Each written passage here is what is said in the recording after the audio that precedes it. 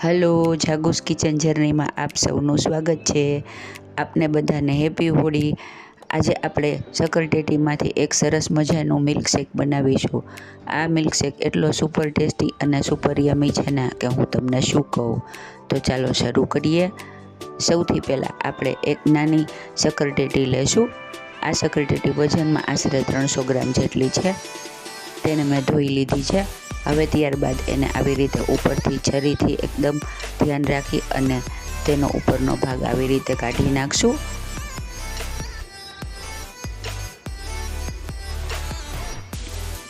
ત્યારબાદ આવી રીતે એક પિલર લેવાનું અને તેની મદદથી આવી રીતે વચ્ચે કટ આપતા જવાનું છે.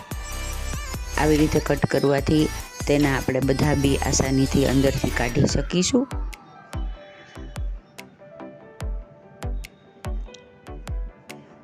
જુઓ, એકદમ સરસ રીતે ઉપરનો ભાગ નીકળી ગયો છે. હવે આપણે તેમાંથી બધા બીને આવી રીતે ચમચીની અથવા હાથેની મદદથી કાઢી લેશું.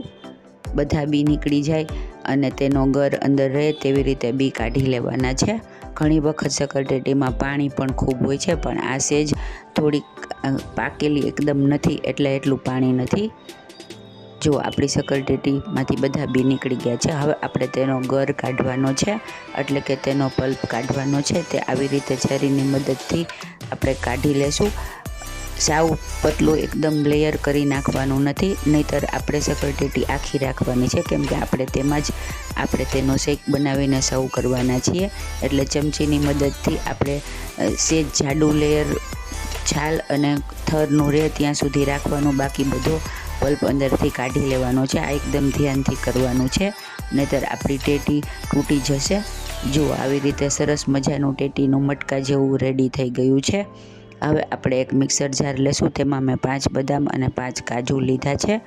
તે પહેલાં ગ્રાઇન્ડ કરી લેશું અને તેનો અધકચરો એવો પાવડર કરી લેશું. ત્યારબાદ આપણે તેમાં શક્કરટેટી એડ કરી દઈશું. હવે 1 ચમચી જેટલી ખાંડ એડ કરીશું. ખાંડ ઓપ્શનલ છે. શક્કરટેટી આમે ઇટસેલ્ફ મીઠી હોય છે, તમે સ્કીપ પણ કરી શકો છો.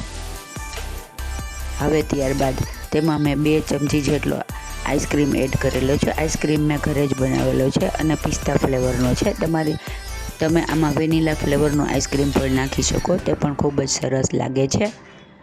હવે આપણે મિક્સર જાર બંધ કરી અને તેને ફરીથી ચલાવી લેશું.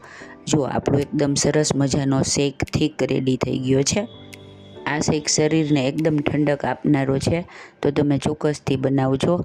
ફ્રેન્ડ્સ, જો તમે મારી ચેનલ પર નવા હો તો મારી ચેનલને સબસ્ક્રાઈબ જરૂરથી કરજો અને બાજુમાં રહેલ ઘંટડી દબાવી દેજો, જેથી મારી નવી રેસીપીનું નોટિફિકેશન સૌથી પહેલાં તમને મળે. હવે આપણે તૈયાર કરેલ ટેટીના બાઉલમાં જ તેનો શેક ભરી દેશું. ત્યારબાદ મેં થોડી ટેટીના પીસ 2 ચમચી જેટલા સમારીને ઝીણા રાખેલા હતા અલગથી, તે એડ કરી દેશું. આપણે પલ્પ કાઢીએ તેમાંથી ઝીણા પીસ કરી લેવાના છે.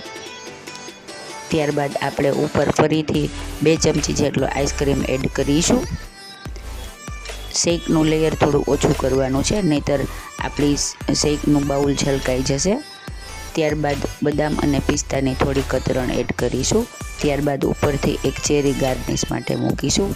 છે ને એકદમ જોરદાર, પીવામાં એટલો જ મજેદાર, એટલો ડિલિશિયસ અને એટલો શીતળ છે ને કે વાત જ ન પૂછો. તો તમે ચોક્કસથી બનાવજો.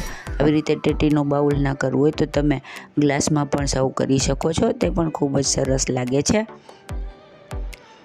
ફ્રેન્ડ્સ, એકદમ શીતળતા અને ઠંડક આપતો એવો આપણો ટેટીનો શેક રેડી છે. ફ્રેન્ડ્સ, જો તમને મારી રેસીપી પસંદ આવી હોય તો મારી ચેનલને લાઇક, શેર અને સબસ્ક્રાઈબ જરૂરથી કરજો.